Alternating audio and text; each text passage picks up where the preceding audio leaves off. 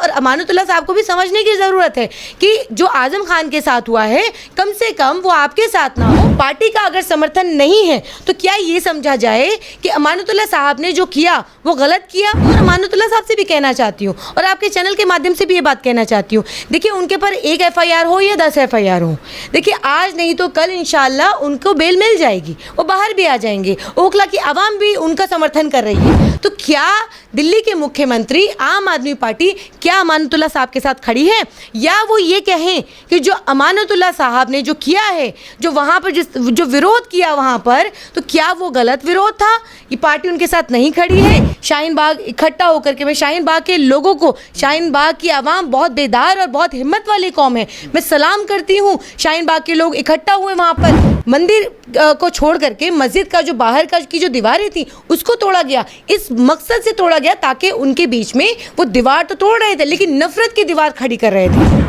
कांग्रेस की नेता आरफा खानम एडवोकेट इस वक्त शाहीन बाग की शेरनी के नाम से ट्विटर पर और फेसबुक पर पूरी तरह से वायरल होती नजर आ रही है। अलग अलग तरह से एडवोकेट आरफा खानम की वीडियोस आपको सोशल मीडिया पर मिल जाएंगी। नेशनल मीडिया भी आरफा खानम को चला रहा है, लेकिन उस वक्त जो तस्वीर बनी थी, आरफा खानम जब बुलडोज़र को रोकने के लिए बुलडोज़र के आगे आ गई थी और किस तरह से उनको CRPF की जो सुरक्षाकर्मी थी, महिला सुरक्षाकर्मी थी, उन्होंने घसीटकर बुलडोज़र से उतारा था, खींचा था। उसी बीच आरफा खानम के पैर में भी जो प्लास्टर हुआ था उसमें भी चोट लगी थी। हमारे साथ इस वक्त खुद बातचीत करने के लिए मौजूद हैं एडवोकेट आरफा खानम। आपका स्वागत INN चैनल पर। बहुत बहुत शुक्रिया। सवाल आपसे मेरा यही है कि जिस वक्त ये तस्वीर सबने देखी कि आपको किस तरह से CRPF की जो महिला सुरक्षाकर्मी है वो खींच रही थी बुलडोज़र से, उस वक्त आपके पैर में जो फ्रैक्चर था, आपने कहा कि वहाँ आपके पैर में भी चोट लगी, आपको डिटेन किया गया, कितनी देर तक थाने में रखा गया, क्या कुछ वहाँ हुआ और बुलडोज़र को रोकने के लिए क्यों गई थी आप?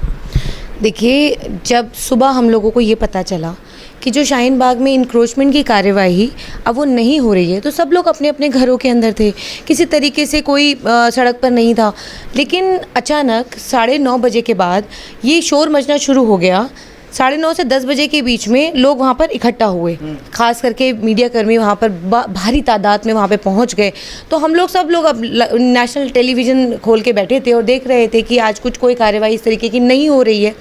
तो उसके बाद 10:30 बजे के आसपास अचानक शोर होता है, शोर उठता है, लोग ये चिल्ला चिल्ला कर कहते हैं कि देखिए बुलडोज़र आ गया, बुलडोज़र आ गया।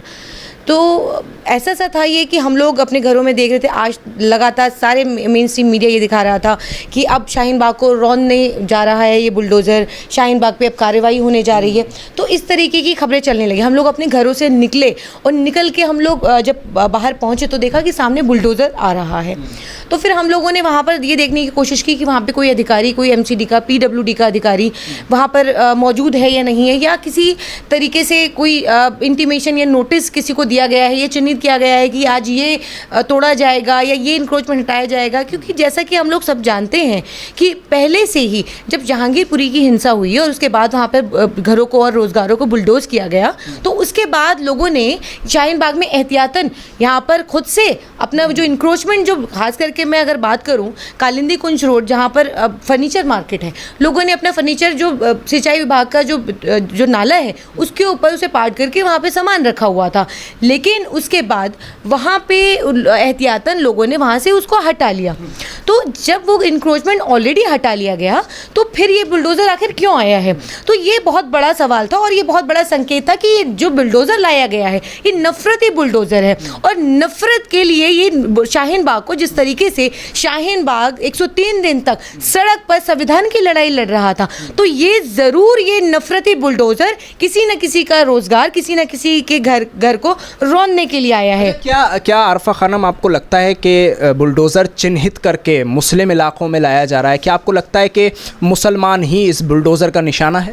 नहीं, बिल्कुल सिर्फ मुसलमान नहीं है, वो गरीब भी है। क्योंकि सिर्फ और सिर्फ देश के अंदर जिस तरीके से एक माहौल बनाने की कोशिश की जा रही है, माहौल ख़राब करके देश को बांटने की कोशिश की जा रही है और ये दिखाने की कोशिश कि देखिए हम सिर्फ और सिर्फ एक समुदाय को टारगेट कर रहे हैं। तो यहाँ पर सिर्फ एक समुदाय टारगेट नहीं हो रहा है, यहाँ पर वो गरीब टारगेट हो रहा है, वो दलित टारगेट आप उसको कर रहे हैं। तो यहाँ पर ये दिखा करके कि सिर्फ और सिर्फ मुसलमानों के खिलाफ कार्यवाही की जा रही है, तो ऐसा नहीं है। यहाँ पर गरीब को मारा जा रहा है, गरीब को, आर्थिक, सामाजिक, दलित को, मुसलमानों को, ये सभी तरीके की ये लोग मार दे रहे हैं। और ये समझना बहुत ज़्यादा ज़रूरी था। शाहीन बाग में जिस तरीके से शाहीन बाग इकट्ठा होकर के, मैं शाहीन बाग के लोगों को, शाहीन बाग की आवाम बहुत बेदार और बहुत हिम्मत वाली कौम है, मैं सलाम करती हूँ। शाहीन बाग के लोग इकट्ठा हुए वहाँ पर, और इस मैं सिर्फ आरफा खानम वहाँ पर नहीं थी, शाहीन बाग खड़ा था, वो ताकत खड़ी थी उस नफ़रत के सामने, जो नफ़रत को हराया। यहाँ से वही खींच आपने ये देखा कि जिस तरीके से कल मदनपुर खादर के अंदर जो कार्यवाही की गई वो इसी शाहीन बाग की खींच थी। विफल हुए, बौखलाए, तभी शाहीन बाग की खींच मदनपुर खादर में निकाली गई। लेकिन आज अगर देखा जाए तो इस वक्त सोशल मीडिया के ज़रिए पूरी दुनिया, हम कह सकते हैं कि शाहीन बाग के नाम के साथ साथ आरफा खानम का नाम भी जोड़कर देख रही है और आपकी हिम्मत को भी दुनिया इस वक्त सलाम कर रही है। किस हिम्मत के और किस जज्बे के साथ आप वहां पहुंची थी? हमें ये बताइए कि जैतपुर में भी कहा जा रहा था कि चलेगा बुलडोज़र, जहांगीरपुरी में लेकर गए, तो जहाँ जहाँ हिंसा हुई, रामनवमी के जुलूस निकले और हनुमान जयंती के जुलूस निकले, जहाँ जहाँ हिंसा हुई, बताया गया कि वहाँ वहाँ बुलडोज़र चले। शाहीन बाग क्यों टारगेट हुआ? यहाँ तो कुछ नहीं हुआ था इन दिनों। हुआ था ना, CNRC पे सड़क पे बैठे थे ना, संविधान की लड़ाई लड़ रहे थे ना, सरकार से ये वो बदला था। सरकार से सवाल पूछ तो रहे थे, कर रहे थे। तो ये शाहीन बाग इसीलिए टारगेट किया गया क्योंकि जहांगीर हिंसा के बाद जिस तरीके से आदेश गुप्ता का पत्र सामने आया कि जहांगीरपुरी हिंसा के बाद उन घरों को, उन लोगों को बुलडोज किया जाएगा, उनके घरों को, रोजगारों को बुलडोज किया जाएगा कि जिन्होंने स्टोन पेंटिंग की है। तो ये पत्र सामने साफ उनकी मानसिकता झलकती है कि जिस तरीके से जहांगीरपुरी में जो कार्यवाही की गई और गुप्ता जी और झा जी लगातार ये कागज़ दिखाते रह गए कि देखिए हमारे पास तो कागज़ है, उसके बावजूद भी सुप्रीम कोर्ट के आदेश के बाद भी वहाँ पर 1.5 घंटे तक लगातार बुलडोज़र चलता रहा। मंदिर को छोड़ करके मस्जिद का जो बाहर का की जो दीवारें थी उसको तोड़ा गया, इस मकसद से तोड़ा गया ताकि उनके बीच में, वो दीवार तो तोड़ रहे थे लेकिन नफरत की दीवार खड़ी कर रहे थे। लेकिन संदेश देना पड़ा वहाँ के लोगों को, वहाँ के हिंदुओं को, तिरंगा यात्रा निकालनी पड़ी, मंदिर का जो बाहर का इंक्रोचमेंट था वो तोड़ना पड़ा। तो ये तोड़ते हुए ये संदेश दिया कि हमारे यहाँ पर नफरत की किसी तरीके से भी कोई जगह नहीं है। एक आखिरी सवाल ले लेते हैं आपसे कि आम आदमी पार्टी के जो आपके इलाके के विधायक हैं अमानतुल्लाह खान, उनको भी कल JJ कॉलोनी मदनपुर खादर से दिल्ली पुलिस ने गिरफ्तार कर लिया है। उन पर धाराएं लगाई गई हैं कि उन्होंने माहौल बिगाड़ने की कोशिश की, दंगा भड़का रहे थे, और साथ ही साथ अमानतुल्लाह खान पर यह भी आरोप है कि वो पब्लिक को उकसा रहे थे और सरकारी काम में बाधा डाल रहे थे। आप इस पर क्या कहेंगे? देखिए कल जो मदनपुर खादर में हुआ, जिस तरीके से बच्चों के साथ, महिलाओं के साथ जिस तरीके की बर्बरता हुई और ओखला के विधायक अमानतुल्लाह साहब को जिस तरीके से लेके जाया गया, तो ये मैं समझती हूँ कि ये दिल्ली पुलिस के ऊपर, ये बहुत ही ज़्यादा दिल्ली पुलिस के ऊपर और अरविंद केजरीवाल जो दिल्ली के मुख्यमंत्री हैं उन पर बहुत बड़ा सवाल है कि देखिए 15 सालों तक MCD के अंदर भाजपा रही और कहीं पे भी, जहाँ पर भी अगर इंक्रोचमेंट हटाने की बात होती है तो ये कहा गया कि मदनपुर खादर के अंदर आप ये कह रहे हैं कि हमने नोटिस दे दिया और हमने तब उसको गिराया। तो मैं ये पूछती हूँ कि क्या वो बिल्डिंग, जो जिस बिल्डिंग को ढाया आपने, 3 या 4 बिल्डिंग को आपने गिराया, क्या वो एक दिन में तैयार हो गई? क्या विरोध क्या था वहाँ पर? जो लोग विरोध कर रहे थे, विरोध है क्या? विरोध ये है कि देखिए वहाँ पर जो बिल्डिंग गिराई गई वो किसी न किसी का आशियाना थी, एक दिन में नहीं तैयार की गई। और मैं आपके चैनल के माध्यम से ये अपील कर रही हूँ, तमाम उन लोगों को अपील है मेरी कि जिसने भी अपना घर मकान बनाने के लिए जिस अधिकारी को पैसा दिया है उसके खिलाफ कंप्लेन करे, क्योंकि ये अधिकारी तो फल फूल जाते हैं, आलीशान बंगलों में रहते हैं, गाड़ियों में घूमते हैं, इनके बच्चे विदेशों में पढ़ते हैं, लेकिन उस गरीब के ऊपर, घर के ऊपर बुलडोज़र चलाया जाता है, उसके रोजगारों के ऊपर बुलडोज़र चलाया जाता है। जो मदनपुर खादर में हुआ, आज जिनके घरों को आपने रौंदा, उनसे आपने पैसे उगाई की, आपने पैसा कमाया, उसके बाद आपने उनके घरों को बुलडोज कर दिया। अच्छा, क्या आपको लगता है कि आम आदमी पार्टी, अमानतुल्लाह खान जो कि उनके विधायक हैं, आप शुरू में ये कह रही हैं कि उनके साथ नहीं खड़ी है, आपको ऐसा क्यों लगता है? देखिए देखिए, जिस वक्त हम लोगों को हिरासत में लिया गया था, जब शाहीन बाग में कार्रवाई हुई थी, तो कांग्रेस पार्टी पूरी तरह अपने कार्यकर्ताओं के साथ खड़ी थी।